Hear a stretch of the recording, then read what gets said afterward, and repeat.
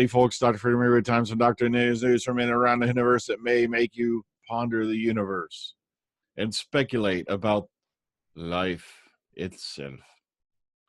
And it really does, because the thing that freaks me out more than anything are all these alleged fans who, because they don't like the way things got changed when Moffat left, Chibnall stepped in, and the fact, like, you know, I miss Peter Capaldi also. I thought he was an amazing doctor. But where was all that damn support when he was on the air, especially over in the UK, when everybody was like, you know, oh, I can't be bothered to watch it. And now you've got all these fickle fans who are jumping up and down going, I would like the show to be delayed forever. And I'm like, here's my reasoning. Even if you don't like what's going on right now, you would rather see the show canceled and off the air and back on hiatus for God knows how many years than just simply weathering the storm until something changes that you agree with. You see, that's the thing about Doctor Who. It's always changing. It's never been the same format. My favorite one is, the show was never meant to educate. It was always meant to be a science fiction fantasy. No, it wasn't, jackety ass. If you did any research, you'd know within 5 minutes that when Sidney Newman created Doctor Who, and even if you watched Adventure in Space and Time, they cover this, that he meant the show to be educational originally. And it was Verity Lambert's mainly decision to go with like the Daleks for the second serial and all that. And then it started to wander away from that as it got older, as it moved along.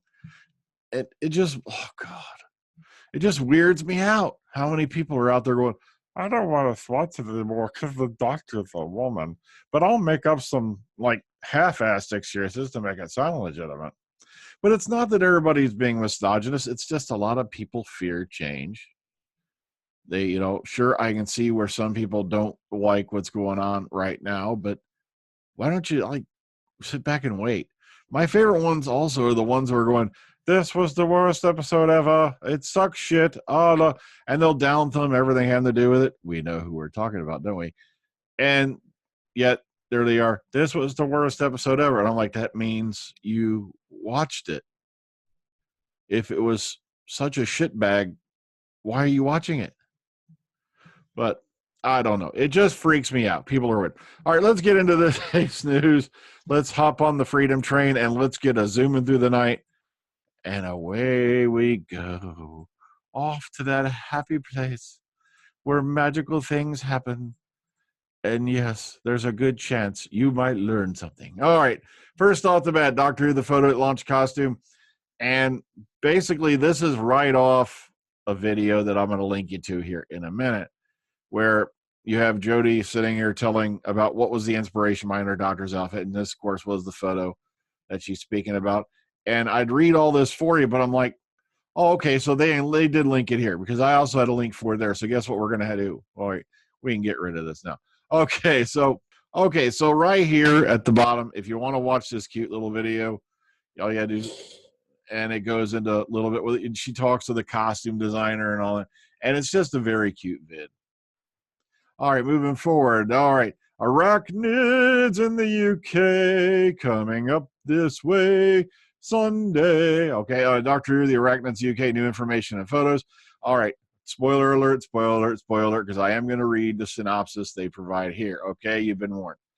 All right, information about Chris Noth's character, brash American millionaire Jack Robertson from TV and Satellite Week. Quote, his business practices come under suspicion when giant spiders overrun his brand new luxury hotel on the outskirts of Sheffield, but he's worried about the bad publicity ahead of his run for president, blah, blah, blah. Guess what, United States, in the 2020 elections. Unfortunately, he and the doctor don't see eye to eye, especially as Robertson believes in shooting first and asking questions later. A real estate tycoon running for president of the United States. That sounds so familiar. And here's that cute little first look scene. I already showed it to you. Here it is linked again if you want to go watch it again. Okay, from what's on TV. After arriving in Sheffield, the gang decides to pop round Yasmin's for a cup of tea, only to find her neighbor, Anna, has gone missing and her eerily empty flat is covered in cobwebs. And similar incidents have been reported all over the city, so when Yasmin gets a distressing call from her mom, Najia, the doctor races to the rescue. Now, when they get there, they meet the hotel's owner, brash American owner, you know, that guy, who gives them a frosty reception. Yet when the huge spiders block the exits, he realizes the doctor is his only hope. And from Shabnag Galati on What's on TV magazine, Nadia manages a brand new hotel outside of Sheffield. It's only a few days until the big opening, but the place is covered in cobwebs, and there are some very strange things going on. Now, Nadia is thrilled to be on an adventure with her daughter. She's so bubbly and asks a lot of questions as they explore the corridors, which Yasmin finds very annoying. And there's more from her on the Metro, and like just a lot of stuff. I can keep going on. Here's the guest cast list. So if you want to read all the rest of this, also there's some photos here, but guess what? One thing I don't like about Goldbox. Oh, by the way, here's the photos from the Sheffield filming. This was Park Hill Flats, if memory serves. We saw a lot of that earlier in the year. But the best part is, if you want these photos, I'd get them here. Arachnids in the UK this weekend. All they give you here is basically a very brief synopsis. But what I love about this particular site is the photos are always really clear, really crisp, nice, good, high-res photos that are really cool. So, and also here's the episode 4 trailer if you have not seen it. All right, Arachnids in the UK teasers. I love because somebody was bitching about teasers and saying they were revealing too much. I wonder who that was. Okay, now, pre-air teasers aim to be as detail-free as we reasonably can, but of course, here we go. Number 1, more LGBT representation, like Doctor Who needs more of it. 2, something else got redesigned, and it is, well, awesome. These 3 still aren't companions. And all right, number 4, in a manner of speaking, the episode takes place before most of the Ghost Monument. 5, the Doctor used to have, and someone is speculating that it says sisters. Don't know. Number 6, Amelia Earhart, Ed Sheeran, Edith Wharton. Number 7, I Have No More Kevins. 8, Psychic Paper. 9, apparently the Doctor and a companion are dating. Number 10, Yaz's mom, Nadia, is a joke. And number 11, do you have any idea how annoying it is when my husband's right? Okay, the Suranga Conundrum. Sorry, the Suranga Conundrum. The synopsis and cast. Matter of fact, when the Doctor and her friends are stranded in the wilderness of a far-flung alien world and must work together with a group of strangers to survive against one of the universe's deadly and most unusual creatures. All right, and this is the previous synopsis released by the BBC. Injured and stranded in the wilds of a far-flung galaxy. All right, and basically the same damn thing reworded. Here's some folks right here. Oh, by the way, there's the pregnant guy we weren't allowed to see or show, even though it was a still picture. It was put on public media. And suddenly, by the way, your rights to freedom of press in America are now being suppressed by a foreign power, even though their photos were out on social media and you got them from there. All right. So don't notice the pregnant guy or they might get offended. Tsuranga Conundrum. Okay, the Barrowman has hope that new Doctor boss Chris Chibnall will bring back Torchwood. And if wishes were white horses, I'd have a whole lot of elephant shit around the house. I'm sorry. It's just, wait a minute. Okay. I was about to say if wishes were white elephants.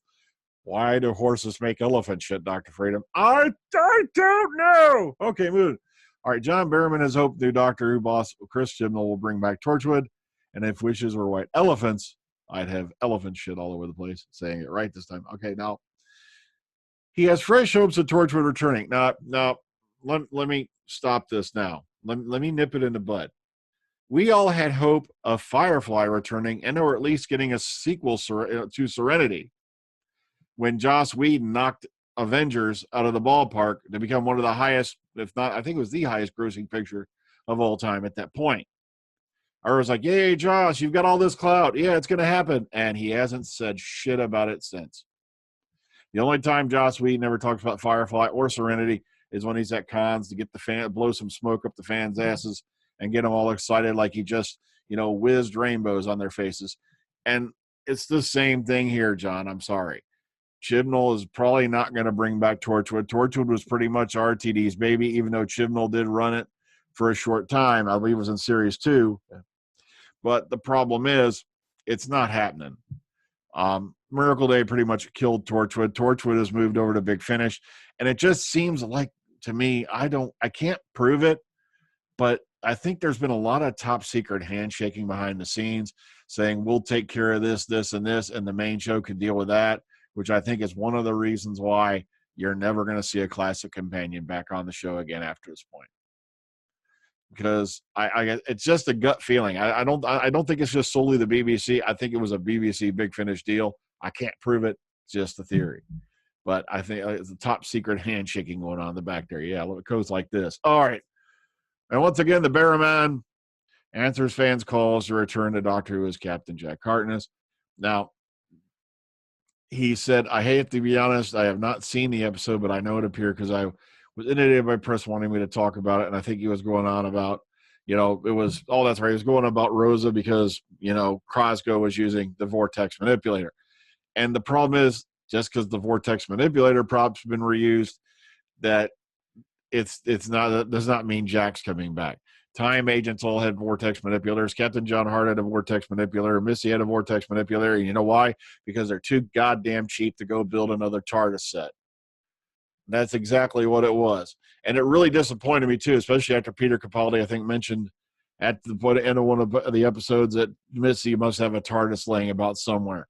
And you never got to see it. Oh, but if you go out and show up for the manual, they'll show you one that they said was Missy's TARDIS. Yeah, too bad you never actually saw it. Sorry if I sound a little pissed off, but I am. Really, it's like you can go out and spend, God knows how much money, but you can't go revamp one of the old TARDIS sets you still had up at the time. Like go revamp one of Tennant's, go revamp, it's like, come on. It didn't have to be like spectacularly great, but it would have been nice to see another TARDIS in the show other than another version of the Doctors. All right. And please, no, I do not count the one all the way back, oh, heck, what am I thinking of? Heaven Sent. See, there we go. You remember that one in Heaven Sent? Yeah, that was just another variation of Hartnell's TARDIS, and that's all that was, left over from an Adventure in Space and Time. Therefore, I do not count it. All right, The Sun. Oh, boy, isn't this just a great source of news? Ex-Doctor Who boss Steven Moffat says show starring Jodie Whittaker looks cheap next to Netflix hits. Now, the thing is this. The Sun has an amazing record of quoting people out of context. They'll take any line they can get and whisk it around and make it sound like this person was dissing on something. And the thing is, I don't really believe. He goes, right, here's a quote. That is the big challenge of Doctor Who right now, running the risk of looking as cheap now as it did then compared to what the rest of TV is doing, unless they put a whole lot more money into it, and it's still an inexpensive show. A show that generates as much money as Doctor Who should be getting more of it back, frankly. And that's all he's saying, is that this show deserves more. He's not dissing the show, okay, as it is now. And that's what they're trying to make it sound like. And that's the problem with rags and tabloids. They have a history of doing this.